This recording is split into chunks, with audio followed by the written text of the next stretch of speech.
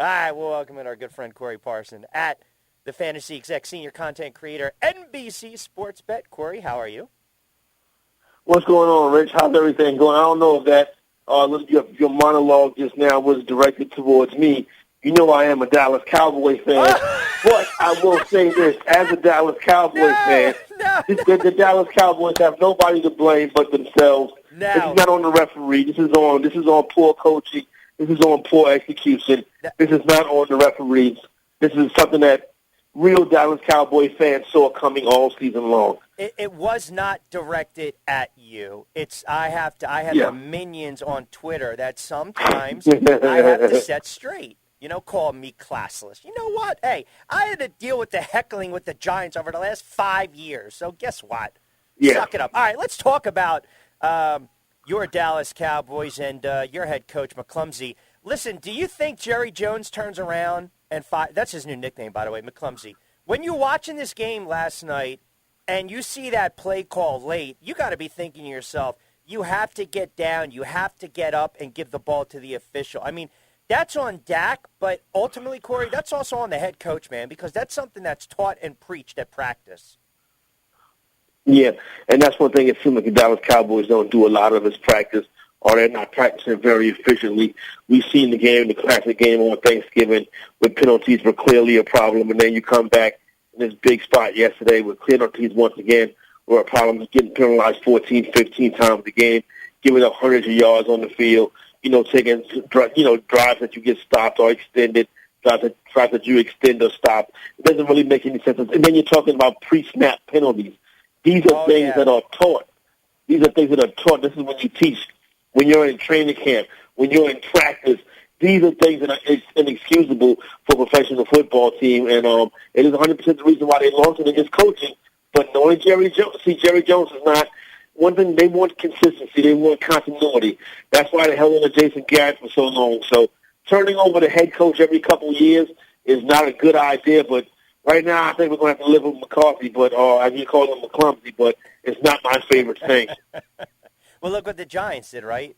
They went through McAdoo, Shermer, and now Judge, and they're in line for another head coach, their fourth in, 5 years, which is utterly, it's ridiculous. Yeah, and can we give San Francisco credit, too, right? You lose Bosa. No doubt, 100%. Yeah, listen, I thought one of the biggest plays was on that fourth down when they sent the house.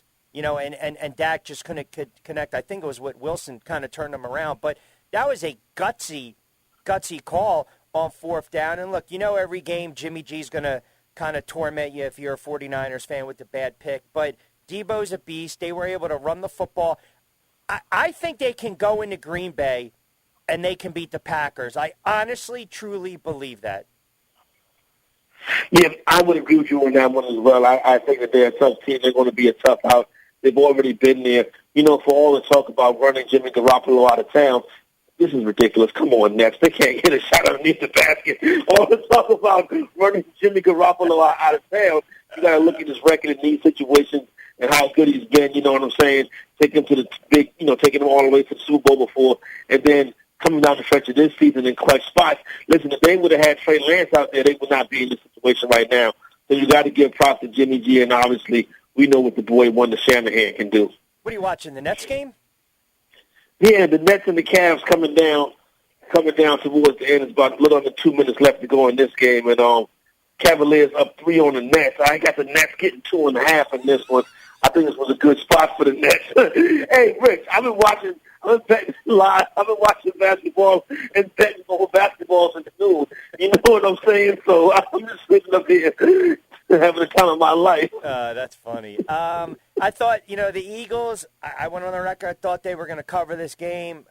Wasn't the best game for the coaching staff, Sirianni and Gannon, and also Hurts. I mean, when you look at this NFC East right now, you look at the Giants, Cowboys, Washington, and the aforementioned Philadelphia Eagles. Would you say the Eagles are trending up?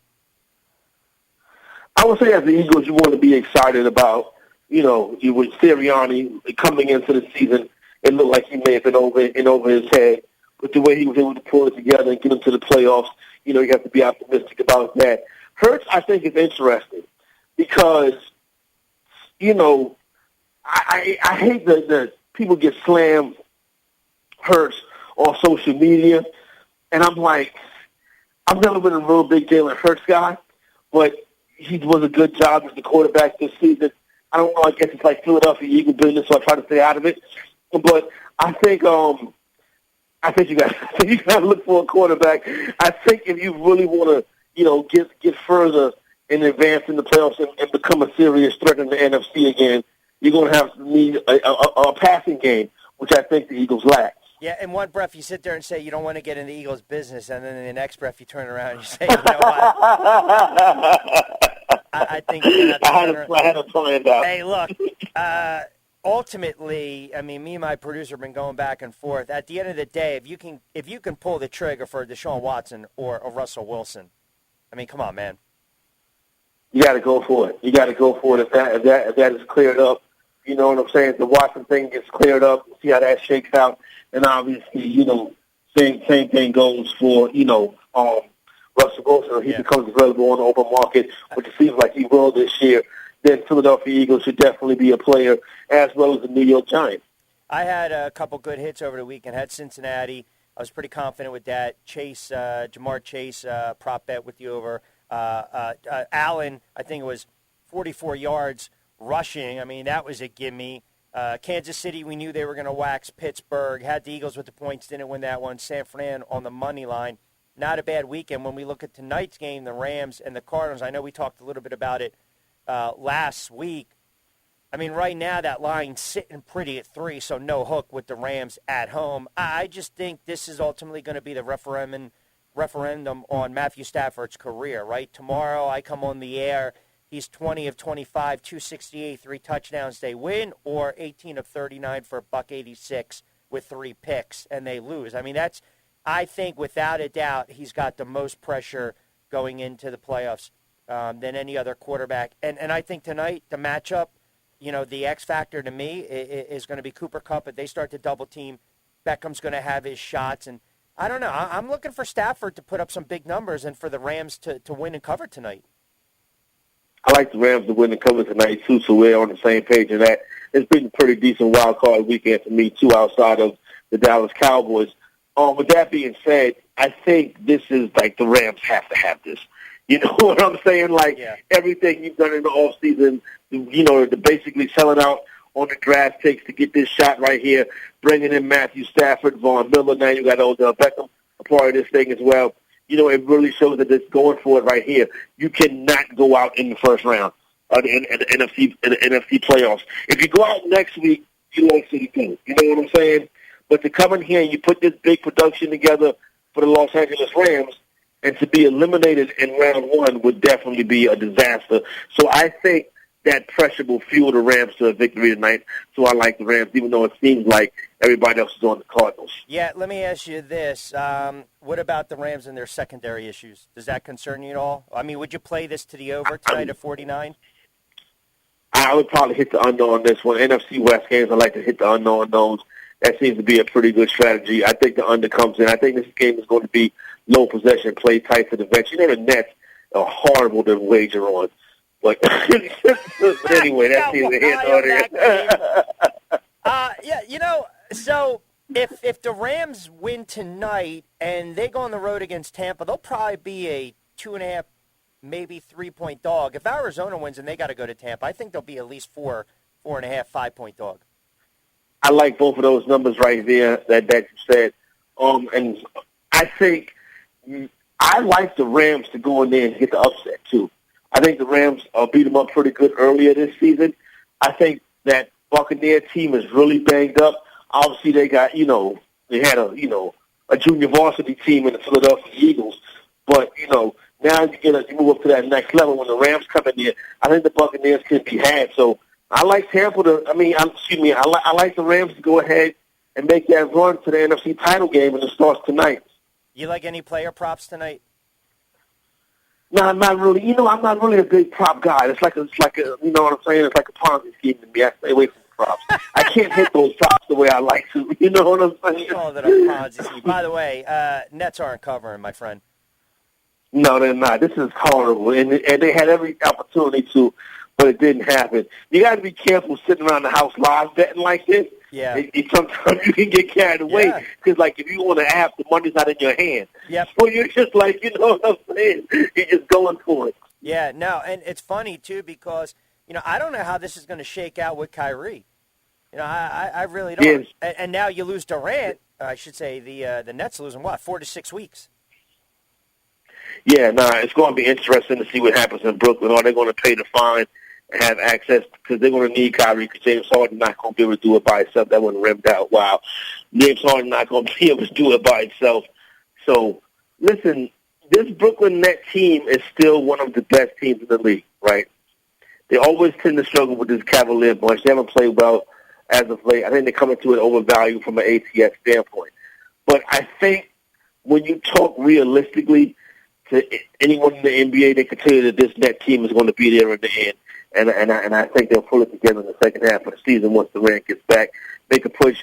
See, with Brooklyn, the playoff spot doesn't really matter. Sure. They come in there as it's a 3 or 4 seed, and they just go on that run. So this is a good time to bet Philadelphia, the 76ers, to win the Atlantic Division, though. I saw them at 175 this morning. Listen, before I let you get out of here, I know I got you for a couple more minutes before you hit your TV spot. How about New York with the legalization of sports gambling, online sports betting? I mean, do you think it might put a dent in New Jersey? Yeah. I mean, if I was still up there, I would have put a dent in New Jersey alone. So I lived that life for a long time, going back and forth to see caucus and placing those wagers and stuff like that. New Jersey with that big handle Jersey Post every month. I think you'll see that a good majority of that was New Yorkers, because I remember, is it a study where you looked at the geolocators and something like 90% of the bets were placed within 10 miles of New York City. Yeah, which is crazy because before you actually had to come over the bridge. You can reside in New York or PA, but you had to place your bet in New Jersey. So you go over the GW, you go over the Ben Franklin or Walt Whitman or Tacony Palmyra. That's what they do. They have that firewall. They have that geolo tracker to see where everyone's putting the bets in. Yeah, I listen, man, I think it's oversaturated. Too many properties down here outside Atlantic City. And now with the tax and everything, I don't know where it's going in a couple of years from a casino standpoint, but I think you'll see a lot more people kind of stay in New York, to be quite honest with you, as opposed to, driving over the bridge to – there's no incentive now, right, to put the bets in for Jersey? Well, it depends on where you're going to put – well, that's true. Where you want to put the sports books at.